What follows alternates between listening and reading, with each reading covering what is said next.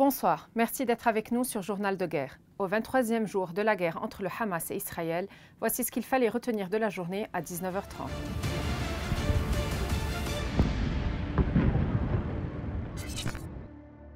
Nous commençons avec la situation à la frontière libano-israélienne.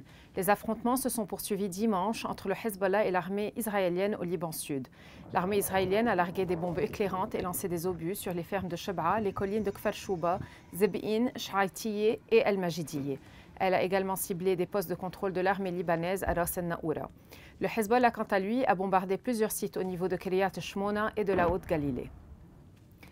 Le Premier ministre israélien Benjamin Netanyahu a évoqué une deuxième étape du conflit entre le Hamas et Israël et a dit s'attendre à une guerre longue et difficile à Gaza, assurant que l'armée israélienne détruira l'ennemi sur terre et sous terre, en référence au réseau de centaines de kilomètres de tunnels souterrains d'où le Hamas dirige ses opérations selon Israël.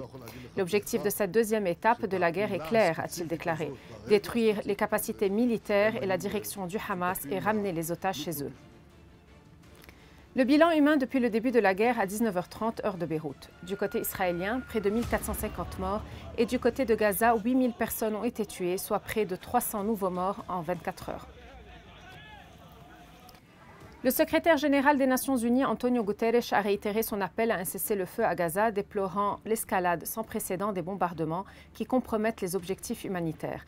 L'ONU a aussi mis en garde contre l'effondrement de l'ordre public dans la bande de Gaza après le pillage de ses centres, alors que l'armée israélienne intensifie ses bombardements, mais aussi ses opérations terrestres dans ce territoire palestinien, où l'aide humanitaire entre au compte-gouttes.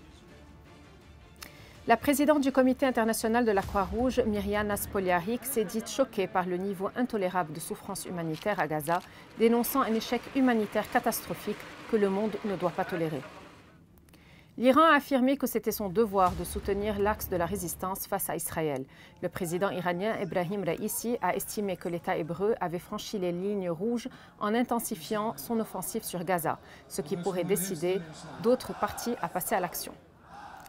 Merci de nous avoir suivis sur Ici Beyrouth. On se retrouve demain pour un autre résumé de la situation. Vous pouvez suivre toute l'actualité concernant cette guerre sur notre site web www.icibeyrouth.com sous la rubrique Guerre Israël-Hamas ainsi que sur tous nos réseaux sociaux.